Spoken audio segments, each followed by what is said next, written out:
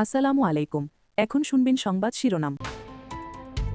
রাজধানীর বাইরে লোডশেডিংয়ের নানামুখী প্রভাব, টাওয়ার ডেটা সেন্টার নিয়ে দুশ্চিন্তা টেলিকম খাতে, হ্রাস টেনে ধরতে হচ্ছে কক্সবাজারের পর্যটনে। মেয়ের প্রকোপ কমার লক্ষণ নেই, আরো দুজনের মৃত্যু, অভিভাবকদের সচেতন হওয়ার পাশাপাশি টিকা নেয়ার তাগিদ। মৌসুমে ৩৬ টাকা দরে ধান, ৪৯ টাকায় সিদ্ধ চাল কিনবে সরকার। অভিযান চলবে ৩ মে থেকে ৩১ আগস্ট পর্যন্ত। নওগাঁয় একই পরিবারের ৪ জনকে হত্যার রহস্য উদ্ঘাটনের দাবি পুলিশের। অভিযুক্ত শহীদুলের বাড়িতে আগুন দিয়েছে বিক্ষুব্ধরা। এখন শুনবেন বিস্তারিত। ফিলিং স্টেশনগুলোতে জ্বালানি তেলের সরবরাহ কিছুটা বেড়েছে, তবে অপেক্ষার দীর্ঘ লাইন এখনো আছে। তেলের দাম বাড়ানোর পাশাপাশি পাম্পগুলোতে অতিরিক্ত ২০% সরবরাহের পরেও ভোগান্তি কমেনি। গতরাত থেকেই পাম্পে দেখা যাচ্ছে যানবাহনের দীর্ঘ সিরিয়াল, যা ১ থেকে ২ কিলোমিটার পর্যন্ত ছাড়িয়ে গেছে। যান চালক এবং মালিকরা বলছেন, কেউ সন্ধ্যা থেকে, কেউ বা মধ্যরাত থেকে লাইনে দাঁড়িয়েছেন। সরকারি নির্দেশনা অনুযায়ী আজ থেকে ফুয়েল পাসধারীদের ১২০০ টাকার আর পাস না থাকা চালকদের ৭০০ টাকার তেল দেয়া হচ্ছে। আর এতে বাইক চালকদের তোপের মুখে পড়েছেন পাম্পের কর্মচারীরা। ঢাকার পাম্প মালিকরা জানিয়েছেন, জ্বালানি সরবরাহ বৃদ্ধির পর সংকট কিছুটা কমেছে।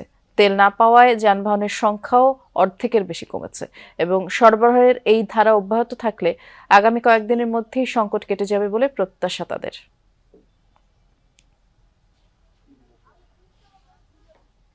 বলা হচ্ছিল যে দাম বাড়ালে বা হয়তো এই যে দীর্ঘ সিরিয়াল কিংবা চালকদের যে ভোগান্তি সেটি কিছুটা কমে আসবে। তবে আসলে এখনো পর্যন্ত গত ২-৩ দিন হয়ে গেল দাম বাড়ানোর পরপর তারপরে কিন্তু সরবরাহ বাড়ানো হয়েছে ফিলিং স্টেশনগুলোতে, কিন্তু দীর্ঘ যে সিরিয়াল সেটি কিন্তু এখনও ছোট হয়নি। অর্থাৎ মানুষের ভোগান্তি কিন্তু আমরা দেখতে পাচ্ছি সে আগের মতোও রয়েছে। তবে কিছুটা ভিন্ন চিত্র তো অবশ্যই আছে। আমরা সকাল থেকে বেশ কয়েকটি ফিলিং স্টেশনে ঘুরে ঘুরে দেখেছি সেখানকার চিত্র, এবং আমরা যারা বাইকাররা রয়েছেন কিংবা যারা গাড়ির চালক রয়েছেন, যারা ব্যক্তিগত কিংবা সরকারি বিভিন্ন অফিসের গাড়ি নিয়ে এসেছেন তেল নেওয়ার ক্ষেত্রে, সে জায়গায় আমরা তাদের সাথে কথা বলেছি। তারা বলছেন যে অন্যান্য দিনের তুলনায় বা বিগত সময়ে যেরকম প্রায় ১২ ঘন্টা ১৩ ঘন্টা লেগে যেত তেল সংগ্রহের ক্ষেত্রে, সে জায়গায় এখন কিছুটা সময় কিছুটা কমেছে। অর্থাৎ তারা এখন ৩ থেকে ৪ ঘন্টা, কোথাও আমরা সেটি দেখছি ৫ থেকে ৬ ঘন্টার মধ্যেই তারা তেল নিতে পারছেন। এবং আমরা তাদের সাথে কথা বলেছি, যদিও কিছুটা ভোগান্তি নতুন করে তৈরি হচ্ছে, সেটা হচ্ছে ফুয়েল পাসের কারণে।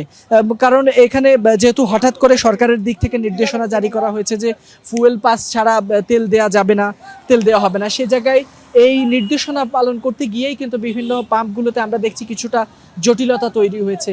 অনেক বাইকার আসলে তারা যেমন স্মার্টফোন ব্যবহার করতে পারেন না, কিংবা অনেকে আবার জানেনও না বিষয়টি। ফলে আমরা ফিলিং স্টেশনগুলোতে তেল নেওয়ার ক্ষেত্রে অনেকে দীর্ঘ রাত অপেক্ষা করে যখন পাম্পের সামনে আসেন, তখনই তাদেরকে বলা হচ্ছে এই ধরনের কথা। সেক্ষেত্রে তারা বাকবিতণ্ডায় জড়িয়ে পড়ছেন বা কিছুটা বিশৃঙ্খলা হচ্ছে। তবে পাম্প মালিকরা যেমনটি বলছেন যে হয়তো আর ২-১ দিন পরে সরবরাহ যখন বাড়ানো হয়েছে, বাড়লে পর পরিস্থিতি হয়তো স্বাভাবিক হবে, এমনটি প্রত্যাশা করা হচ্ছে। ধন্যবাদ। বিস্তারিত জানাচ্ছিলেন ফয়সাল। পরিবহন ভাড়া বৃদ্ধির বিষয়ে আগামীকাল সিদ্ধান্ত নেওয়া হবে। দুপুরে সচিবালয়ে পরিবহন মালিক সমিতির সাথে বৈঠক শেষে সড়ক পরিবহন সেতুমন্ত্রী শেখ রবিউল আলম গণমাধ্যমকে কথা জানিয়েছেন।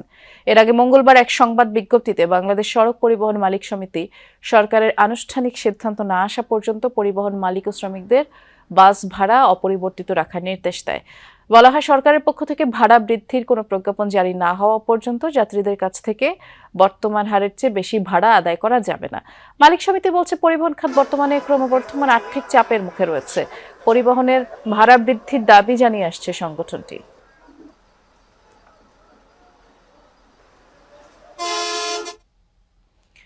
রাজধানীতে যেমন চিত্র, রাজধানীর বাইরেও জ্বালানি তেল সংগ্রহে গ্রাহকদের ভোগান্তি কাটছে না। তেল সংকটে দেশের বিভিন্ন জেলায় সাময়িকভাবে বহু ফিলিং স্টেশন বন্ধ রাখা হচ্ছে, আর বেশিরভাগ ফিলিং স্টেশনেই রেশনিং পদ্ধতি বহাল রয়েছে। তবে অনেক জায়গাতেই আগের তুলনায় গ্রাহকদের কাছে বেশি পরিমাণের তেল বিক্রি করা হচ্ছে। এতে করে বাইকার সহ যানবাহন মালিক ও চালকদের মাঝে কিছুটা স্বস্তি ফিরেছে, তবে দীর্ঘ সিরিয়ালের ভোগান্তি পোহাতে হচ্ছে। এছাড়া চাহিদা মতো তেল না পাওয়ায় ক্ষোভ জানিয়েছেন অনেক গ্রাহক।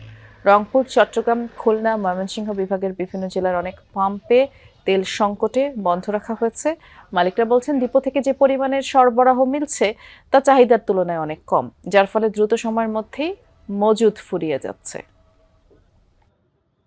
লালমনিরহাটে মেসার্স দৌলে ফিলিং স্টেশন, আপনাকে যদি একটু আমি দেখাতে পারি যে এখানে কিন্তু এই কিছুক্ষণ আগে তেল বিতরণ শুরু হলো। তারা কিন্তু সম্পূর্ণ দিতে পারতেছেন না, তারা অকটেন আজকে অকটেন দিচ্ছেন। যারা ফুয়েল কার্ড আছে তারা পাচ্ছেন 500 টাকার করে অকটেন তারা নিতে পারছেন। এছাড়াও আমি বিভিন্ন পাম্পে ঘুরে দেখেছি যে আসলে প্রত্যেকটি পাম্পেই তেল সরবরাহ কম আসায় তারা বন্ধ করে রেখেছে, বেশিরভাগ পাম্প বন্ধ আছে। আর এদিকে আপনি আরেকটু যদি বললেন যে আসলে তেলের দাম বৃদ্ধির কারণে কিন্তু পরিবহনের প্রত্যেকটারই পরিবহনের ভাড়া বৃদ্ধি পেয়েছে। এছাড়া কৃষিতেও কিন্তু ব্যাপক প্রভাব পড়েছে। কৃষিতে যে ডিজেল দিয়ে তারা শ্যালো মেশিন দিয়ে তারা পানি দিচ্ছেন, সেখানেও কিন্তু ডিজেলের দাম বেশি হওয়ার কারণে কৃষিতে প্রভাব পড়ছে। এছাড়াও আমি বিভিন্ন উপজেলায় খবর নিয়ে দেখেছি যে আসলে কয়েকদিন ধরে বিদ্যুৎ কিন্তু লোডশেডিং মারাত্মক আকার ধারণ করেছে। প্রত্যেক উপজেলায় দেখা গেল দিনে প্রায় 4-5 ঘন্টা করে বিদ্যুৎ থাকছে না, তার লোডশেডিং আনা পড়েছে। আর লোডশেডিং এর কারণে কিন্তু এই যে এসএসসি পরীক্ষার্থীরা তারাও কিন্তু চরম দুর্ভোগের মধ্যে পড়েছে। আসলে সব মিলিয়ে এই তেলের মূল্য বৃদ্ধির ফলেও কিন্তু আর মানুষের এই ভোগান্তি, এখানে লোকজন কিন্তু লোডশেডিং আর জ্বালানি সংকটে বিপর্যস্ত কক্সবাজারের পর্যটন খাত। বাধ্য হয়ে অনেক হোটেল সীমিত করেছে সেবার মান। পর্যটকরা হোটেল বুকিং এর আগে জেনারেটর সুবিধা সম্পর্কে নিশ্চিত হয়ে নিচ্ছেন। পরিস্থিতি নিয়ন্ত্রণে সরকারের বিশেষ হস্তক্ষেপ চান সংশ্লিষ্টরা। 5 তারকা মানের এই হোটেল কদিন আগেও ছিল আলো ঝলমলে, অথচ জ্বালানি সংকট আর তীব্র লোডশেডিং এর চাপে এখন অনেকটা ম্লান। পর্যটন নগরী কক্সবাজারের সবগুলো হোটেল মোটেলের চিত্র অনেকটা এমন। দিনের বেলা সূর্যের আলো থাকলেও রাতে তৈরি হয় গুমোট পরিবেশ। 5-6 ঘন্টার বেশিও লোডশেডিং হচ্ছে। সো 6 ঘন্টা যদি লোডশেডিং হয়, আমার কাছ থেকে প্রায় আপনার 170 লিটার ডিজেল আমাকে ব্যবহার করতে হচ্ছে। দেশের যে পরিস্থিতি, ডিজেলটা ঠিক মতো তো পাওয়া যায় না। এই গরমের মধ্যে আমরা অন্তত ফাঁকাটা চালু রাখতে না পারি, লাইটটা জ্বালিয়ে দিতে না পারি, এই যে কথা বাদিয়ে দিলাম। তাহলে যারা অনেক কষ্ট করে কক্সবাজার ভ্রমণে আসতেছেন, তারা আবার নতুন করে কষ্ট করতেছে। এভাবে চলতে গেলে কক্সবাজার থেকে সরকার যে রাজস্ব পায়, এটা অনেক ক্ষতি হবে।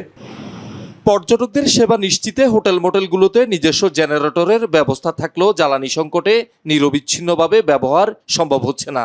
বাধ্য হয়ে অনেক hotel motel room service, central AC, lighting, live music সহ নানা সুবিধা সীমিত করেছে।